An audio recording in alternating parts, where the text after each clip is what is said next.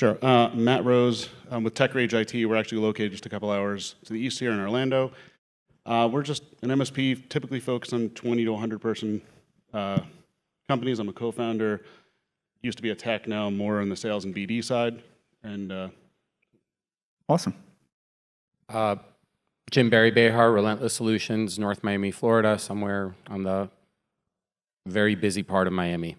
Anyway, is there a not so busy part of Miami? Not anymore. Yeah.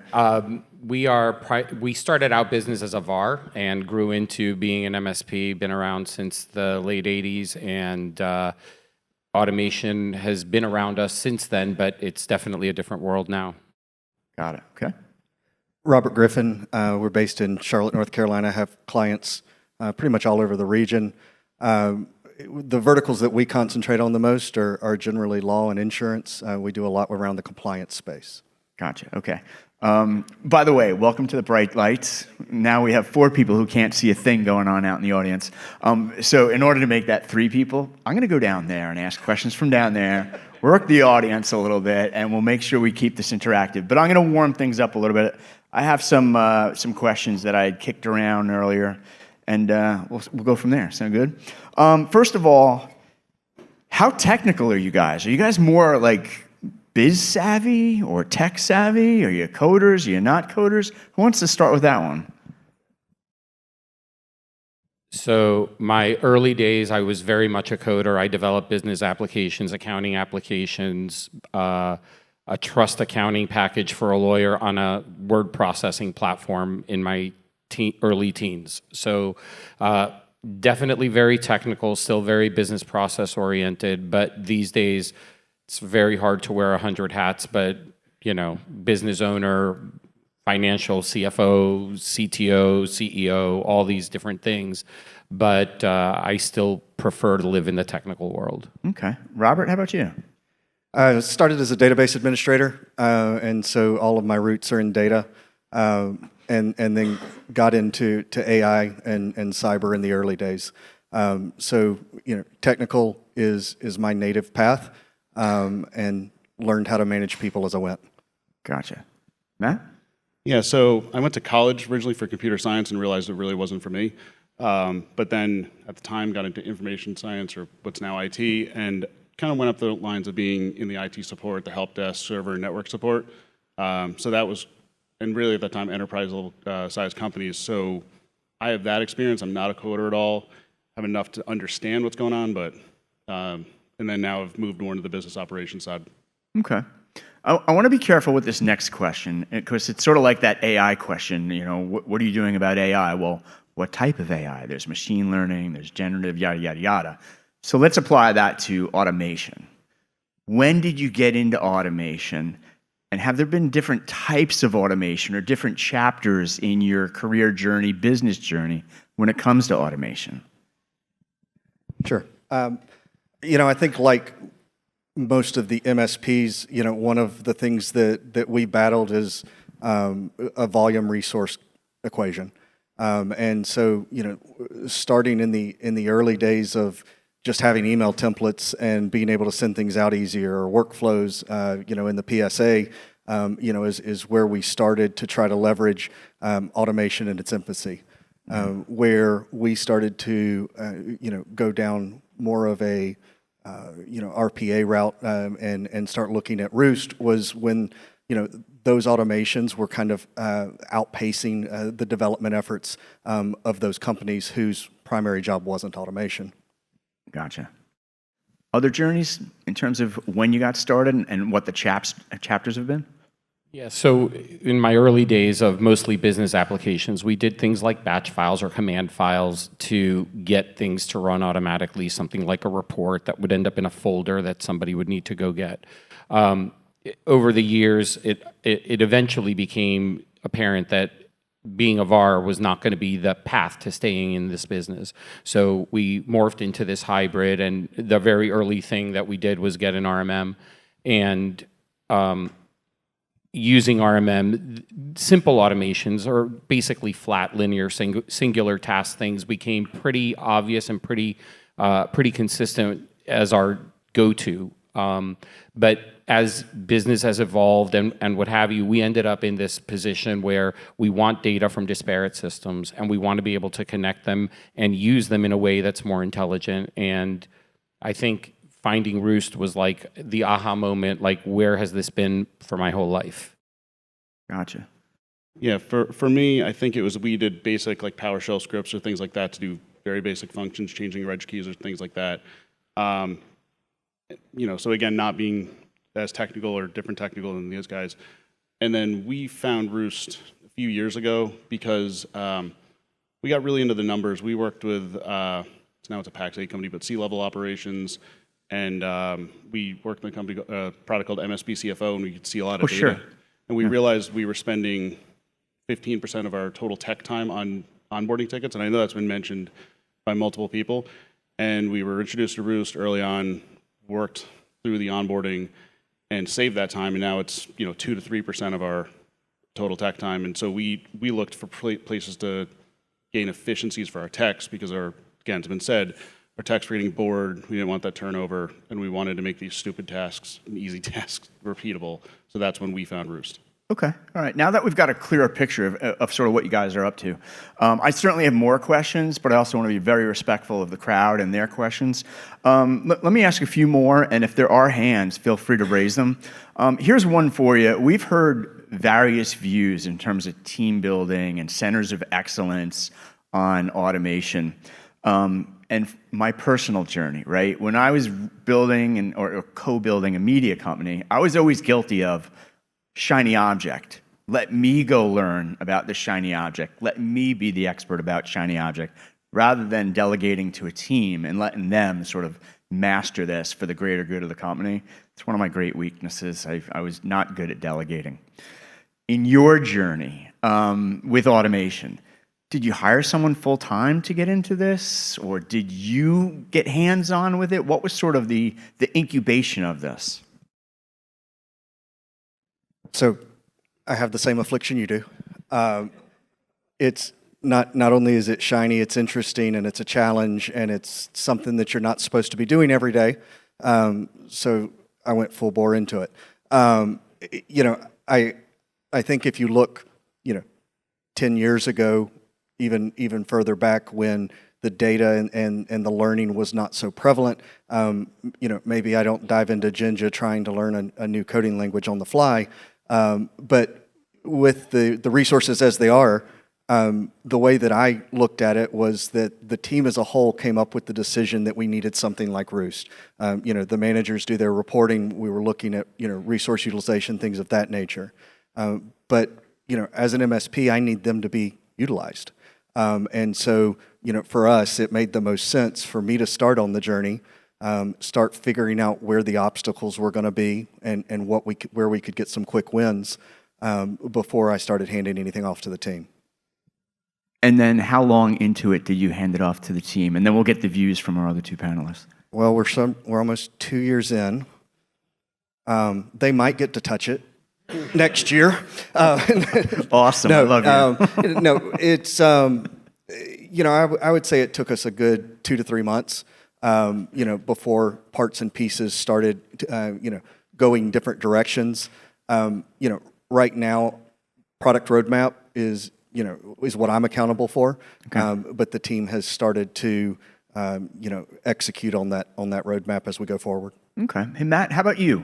Is this something where you hired a position or delegated to a particular person, or did you dive in? No, I definitely didn't dive in myself, except for the times with the Roost guys back in the day, just testing on our environment.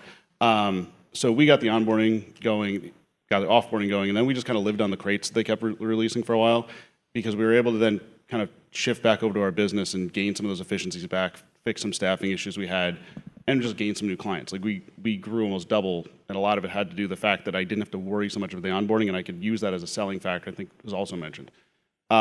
We always wanted to hire somebody, but it's funny. Brandon actually mentioned something I think you mentioned it. It was a panel we had in IT Nation that he said something, if you have a level 1 tech or someone that has an automation interest, bring them up. I didn't. Offered it to him, no one did. So we finally found a resource after just really searching. He's been aboard with us 3 months or so now. So I've finally handed off everything to him, and we're seeing the results of that now. Right. Earlier in the conference, the point was made, when you're hiring for that resource, some people say, yeah, hire for an RPA expert, and that may be from the enterprise class, UiPath, Automation Anywhere environment. Other people say, no, like those people don't want to come down to SMB. What was your approach on finding that talent and hiring for it? So I think we actually used the job description that like Aaron and the Roost team kind of made to start, and we weren't finding much luck, but then we actually found somebody that worked for a company and kind of automated himself out of a job for basically a recruiting company. And so he had used different tools, never used Roost, he'd used like a Zoho tool and things like that, just done some really cool things. And even during the interview, we showed him like Roost's website, he basically was like, yeah, I want the job.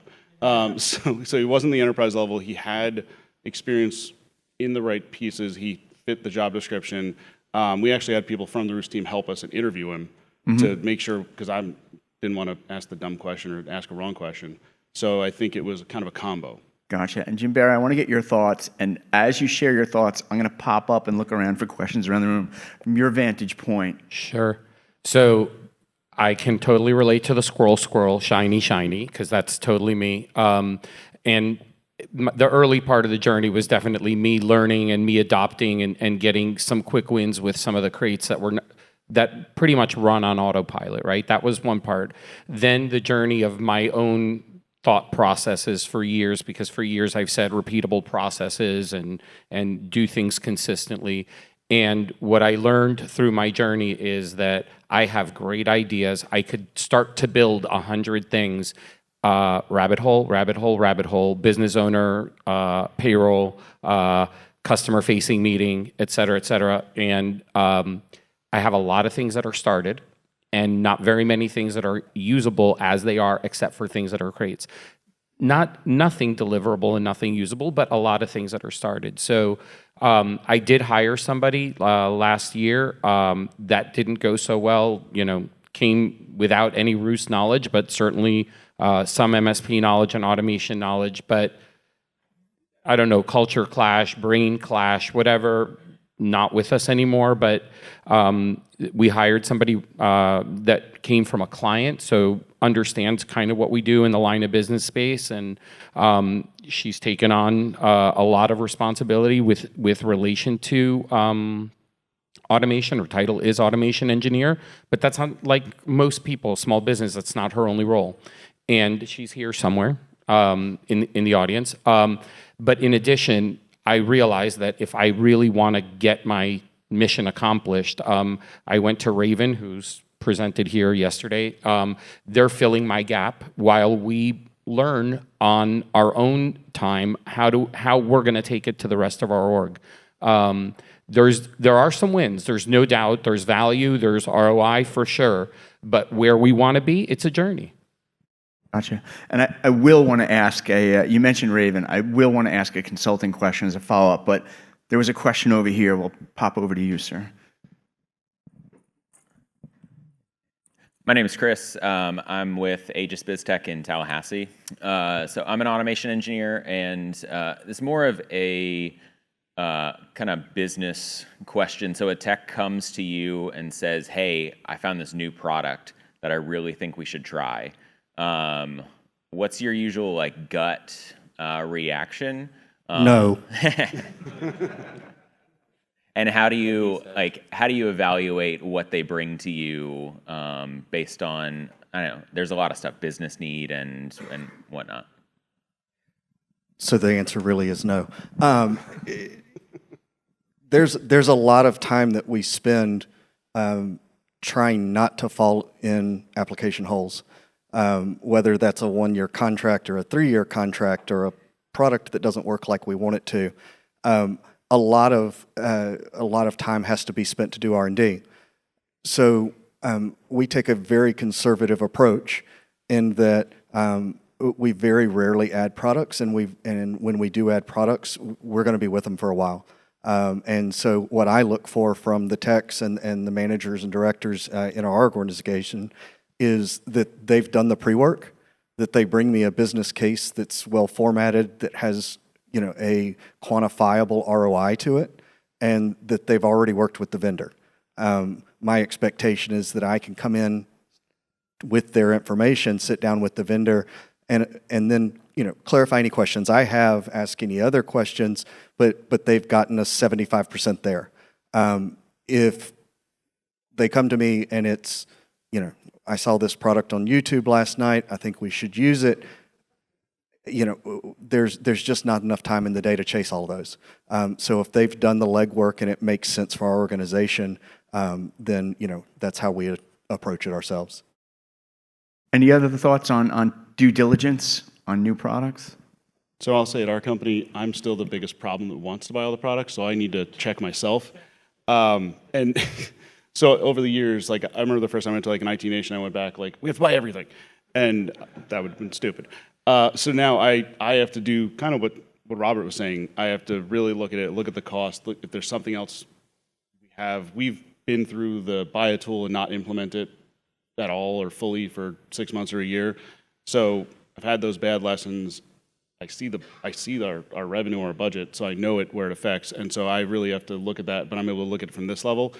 And luckily, because I've had to be so stringent, my techs typically don't get that, that kind of squirreliness. Yeah, I'm definitely the evaluator, vendor relationship guy. I go to the conferences. I do the research. That doesn't mean I don't make mistakes. I make mistakes often, but I've learned from those mistakes. I have in some cases, I have two products that do very similar things, but they also do dissimilar things. So I pick the pieces of what I need for my recipe to end up in a good place. But overall, monitoring stack costs, monitoring tool sprawl, it's an everyday challenge.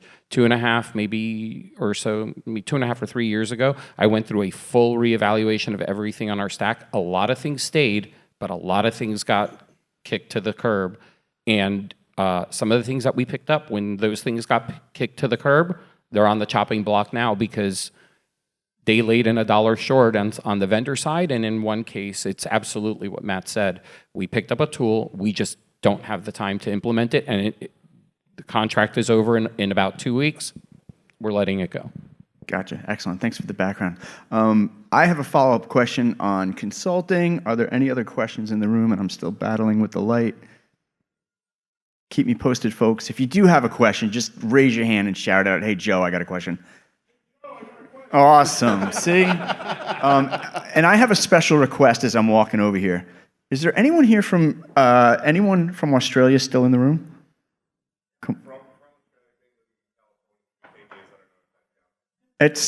You're my fallback. You're my 1B.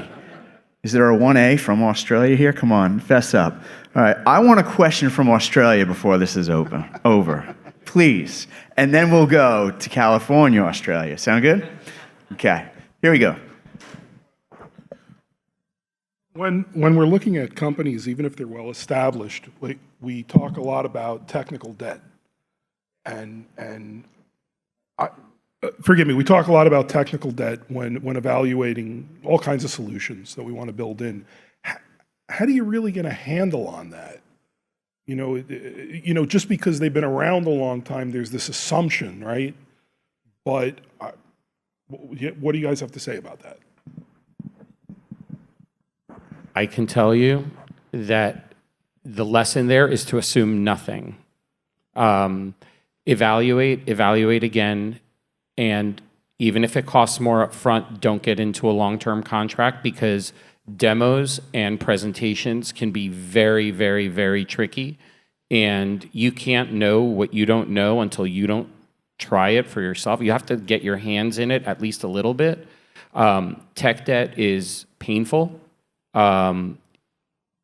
It's definitely something that I try to look out for.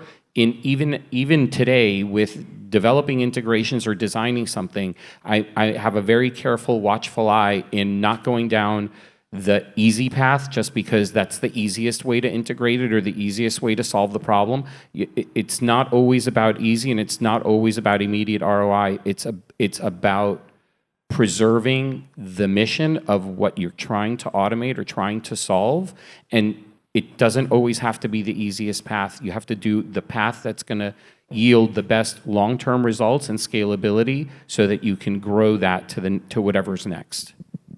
And we'll come back to specifically automation in just 1 minute, but I do want to stay on technical debt, and I want to go to Australia. Staying on technical debt, guys. Do you guys set up sandboxes to test your existing stuff and your new stuff? I mean, how do you test this without blowing up your production systems? Now, Kevin tells us to do it all in prod, right? You have to set up something. One of the things that we have done in the past is, either companies that have gone out of business or old companies, you have a tenant, you can leverage their tenant. We essentially have the licensing for it, and so if we do something in a 365 tenant that's not being used anymore, no harm, no foul, we can see that it works. Outside of that, for things that we're almost forced to just do in production, we'll usually set up time on the weekends to test those, and make sure that we're staying away from client environments and such like that. So I'm a very firm believer that we have to eat our own dog food. We can't really do something to a customer that we're not willing to do to ourselves. So yes, there's some sandboxing. If it's local stuff, you just use Windows Sandbox. But if we need a lab environment, we have all of our own old laptops and whatever. They're in a fake tenant essentially, and we use there's a Microsoft thing called the CDX tenant, which has some licensing and creates some simulation of a real environment. And I'll do some testing with that, but I'm very careful also. When I'm going to test something, I have a tenant that's like effectively it's my house. I'll go outside of our own org to do some testing. And if I break my house tenant, I don't care. If it's something that is not related to like that CDX tenant or whatever, there are things and there's experiments that you can run that the end result of a very failed experiment will be no impact. And that's what I try to do. There are cases that are in automation or something adjunct to an automation is for a customer or it's related to something in a customer's environment. So we'll create a test user there, or we will make a duplicate copy or a shadow copy of a server because we know there's potential impact. We'll notify the customer and just do it because sometimes you just, like what Mendy said, sometimes you have to just do it. There's no other real good way to create an identical sandboxed environment without that. Gotcha. Okay. Now, panelists, you may not be able to see me. Believe it or not, guys, the audience, if you're up there, you can't see a thing I'm towards the back of the room, and we've got Australia in the house. I've been waiting for a question from Australia for 2 days. And before I put you on the spot, I want to say thank you because it was 2008. We had just launched MSP Mentor. And by some dumb luck, we got invited to go to Australia and talk about managed services. Your country was the most incredible host to us, so thank you very much. I had an awesome time. Can I put you on the spot for a question? Okay. Thank you for that. I'm a bit hungover, so just bear with me. Yeah, you guys can drink, and your shots are ridiculously big. So, question. You gave us a real-life example before about onboards. I think you said 15% of your time was spent in onboards, and now you're down to 3%. It's 3%. We're about to start the onboard and offboard, for the consistency and obviously to save some time. But before we're doing that, we're working on automating triage and dispatch, some other areas of the business. But the question is, how long have you been? Let's say whether you're using Roost or not, but how much efficiency gain have you had or have you got since you started, and how much of an effect has that had on the bottom line for you? Was the question issues we've had? I'm sorry. Sorry, I am very hungover. Efficiency gains that you've managed to get, and what effect that's had on the bottom line, and how long you've been doing the automation thing for? Yep. So again, I think we started with Roost over 2 years ago, and I think we kind of launched the onboarding end of the summer 2 years ago. And again, we specifically knew we were spending, at the time, 15% of our total tech time. With the size of our company, that was about a $60,000, just throwing money out the window. I was paying my tech, so they were working, and we realized it was just way too much. And so with the onboarding and technically offboarding, which is a separate thing, we brought that down to 2 to 3% of our total tech time. we've about doubled our revenue since then. So, I mean, it's a significant savings. So, and that, not just the savings of I haven't had to hire as many people, but I can tell you that my techs don't miss adding things in 14 different places. They can get, they literally, like, new user request, they run the form, starts doing its job. They, they just double check on it. There are dispatcher checks to make sure there's no errors. I mean, so it's, monetarily it's substantial, but even just efficiency-wise and happiness of the team, it's been, really like a life-changing for them, I think. Yeah, so to level set before I say something else, what in my mind we're talking about here is you have your top line revenue, you have your gross profits. Had we not changed anything at all, then Roost, for fictitious sake, at $100,000 a month becomes a straight hit to the bottom line, right? If we had 10 people before then that could do the tickets, and we have Roost now, we still have those 10 people, it really just becomes a below-the-line expense. Now, to work backwards from that, where we saw the biggest cost savings and the biggest efficiencies was, one, increasing revenue while holding steady on resources, but also all of the extra and leftover licensing. So, it seems like much of nothing, but $250 here and $1.75 here, and the next thing you know, the only license that really was removed was the Microsoft license, and you still have 9 others in the stack that you're being charged for behind the scenes. If we fix that problem, we have to fix it at the end of the month, and that's taking 1, 2, 3 finance people at a whole different rate that are manually having to fix these things going behind techs. So, it's almost not a fair comparison to say, I saved this many hours. You did save that many hours, no doubt. You saved those hours, and now they're being taken up with something else. But you've also come up with savings from consistency, savings from, a more accurate audit of the licensing, a better reconciliation at the end of the month, more accurate invoices to the customers. And that consistency has really been key in us recognizing the value of Roost. I don't have that level of metric to say I've saved this much or that much. I could say that the most important efficiency that we've gained is consistency in outcome. I could tell you that I know what I'm doing when I'm adding a user. I know that my techs know what they're doing when they're adding a user. It doesn't matter if we have a documented process. It's something that you do all the time, and eventually, even if you're following the checklist, you're going to miss a step, or you're going to skip a step, or you're going to be like, I'll just catch it on the end, and then you do or you don't. The consistency is, I think, much more important than the actual monetary savings, I believe, because at the end, what I'm looking for is customer happiness. And I'm willing to pay a price for customer happiness in the bottom line, because there is no money to buy customer happiness. That's earned day after day on every single interaction. To me, that's more important. Thank you for the question. I have some follow-up questions, but I did want to see if we could put our Australia-America person on the spot. Is that all right? All right. First of all, where were you from in Australia? When did you come to California? And it's great to have you here. Yeah, thanks. Moved from Melbourne to San Francisco Bay Area in 2009. So, and I'm hungover too, mate. So apparently, even after living abroad 15 years, the stereotype doesn't go away. I'd actually be interested to hear from you guys how you've gone about establishing a culture of automation in your organizations. What are the sorts of things you found worked?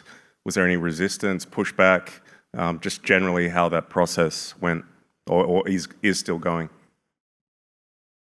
So for us, it's actually a work in progress. So again, even though we've been using Roost for 2 years, it was, again, for us, because of crates and because of the onboarding and offboarding, we opened a ticket if it stopped working or got a little bit of help.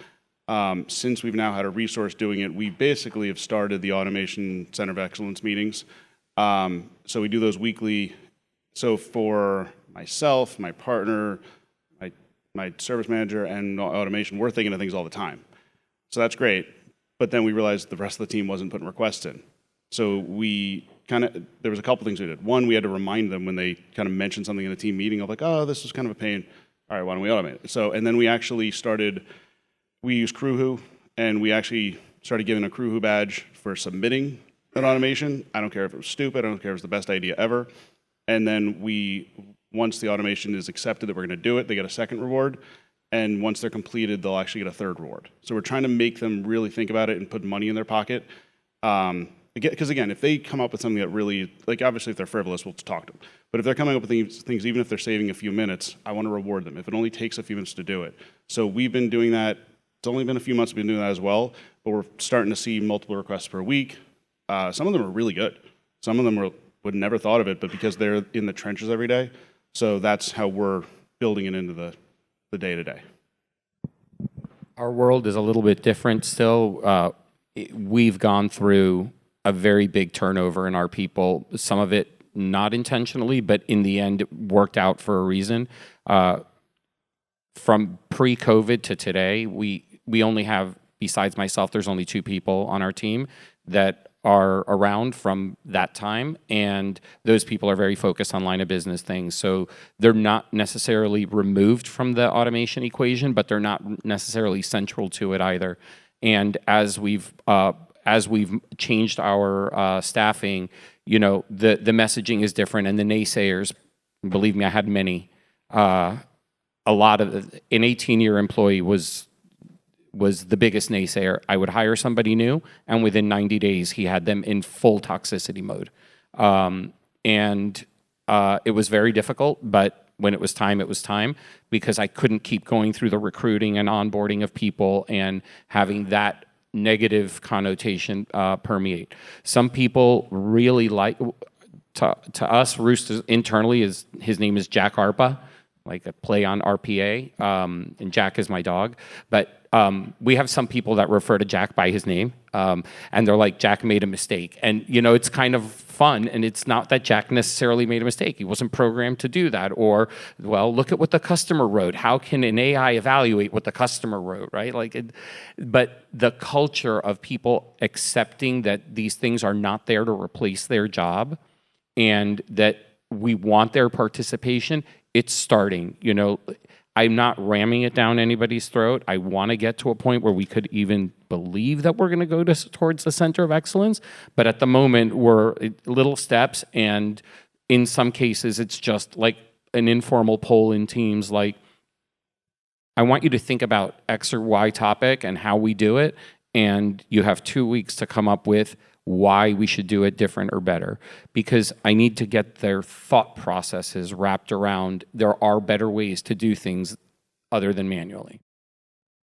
Okay, I'm in the back of the room again. Oh, I didn't mean to cut you off. Go ahead, jump in. Go ahead. You okay? Okay. We got about 5 minutes left for the panel just to do a time check, and then we do have an update on FLOW 2025, allegedly, so stick around. Question here. Hi, this is Graham Rosenberg from SourcePass. My question's around when you automate a new process, it gives you an opportunity to revisit that process and how it works. How do you avoid your automation technicians from automating a shitty process?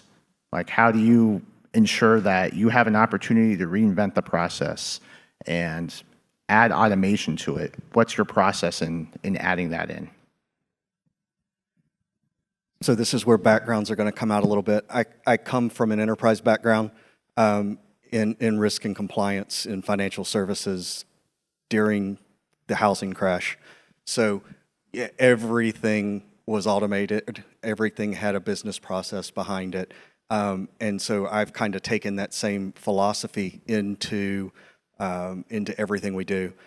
We generally will not automate something that doesn't have a process that's already established, documented, and agreed upon.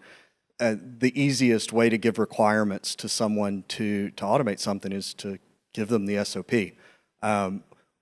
Where that differs a little bit is when you start getting into client-specific stuff and there's just these one-offs.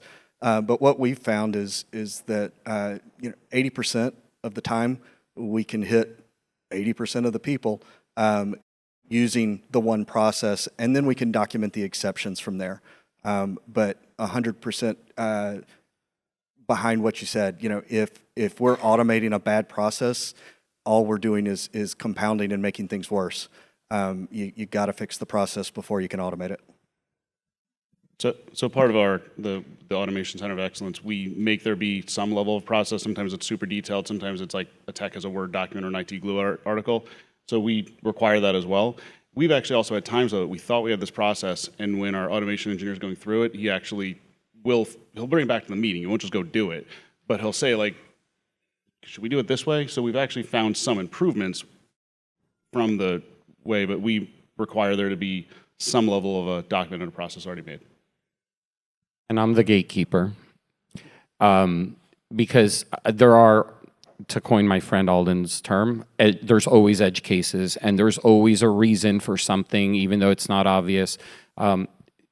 For good, bad, or indifferent, because so many people are new. They don't know the 360-degree of the entire process necessarily, or in some cases, they don't have access to certain aspects of something that we do or why we do it.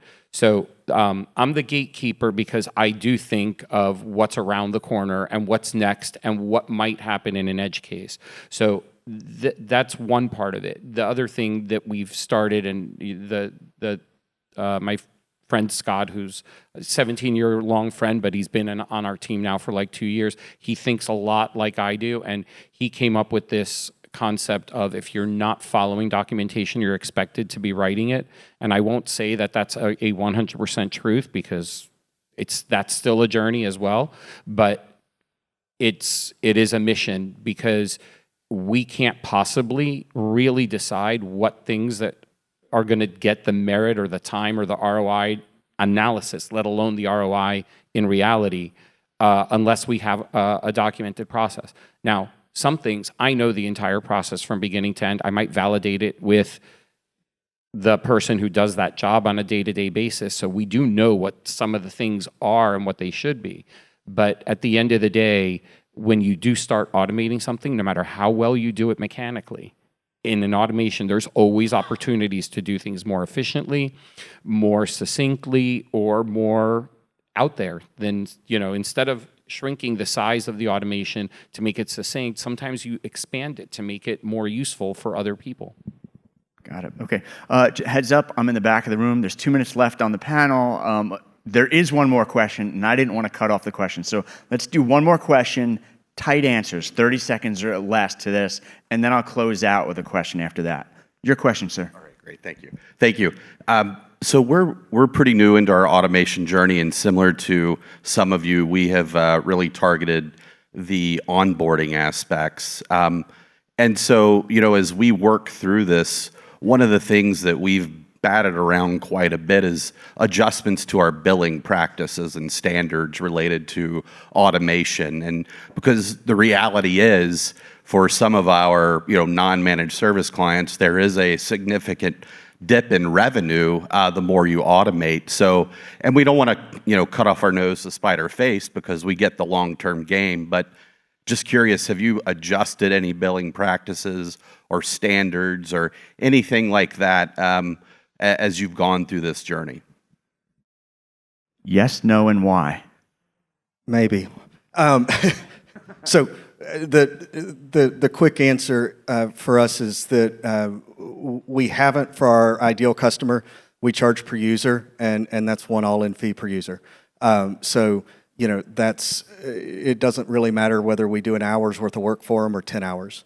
With that said, the unpopular opinion is, just because you can do it in 10 minutes with automation doesn't mean that it still doesn't cost the user whatever you're charging them. If you've gotten better and better at a process, that's not an immediate free pass for the customer to get a discount. So we try to keep everything on a per user basis. We do have legacy clients that slip under the radar there, but we definitely don't look at it as charging them a minute when whatever the automation was, what it's going to take an hour to do. So we're fully per user as well, so we don't have those situations, but we've raised our prices consistently. but also we look at it as a value add that, yeah, our techs may be clicking a couple of buttons, but it gets done faster, you get your people up to work faster, and so we look at this as a value add. But on the flip side, my techs, if a roost form isn't working, they have to report it immediately because I don't want them doing it the old way. So I need that efficiency on the other side too.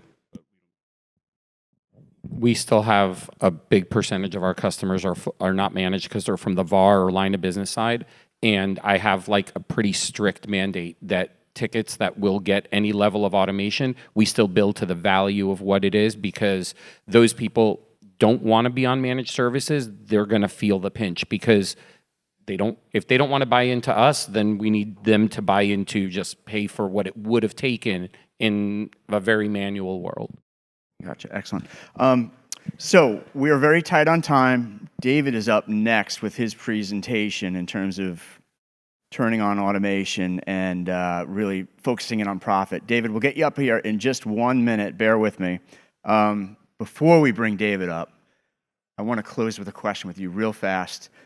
As our attendees go back to the office, the owner-operators out there, and even the technicians, what is the mantra they should bring back to the office to get going on an automation? On the automation journey? Is there like one piece of advice you could share, short and sweet, to get them going? Mine would be understand your data. I know it's been mentioned before, but types and subtypes, no matter what your PSA is, if you don't have that data accurate and you can't understand it, it's very hard to know where to go with your automation journey. But if your data is clean and you understand it, let that be the map. Got it. Excellent. Start small, but start. I would just say make sure everybody understands automation will help everything. It should help them get a raise, should help them enjoy their job. So get them just thinking everything automation can help every part of the company and the Awesome. customers. Well, thank you very much for the guidance and the insights. We appreciate it.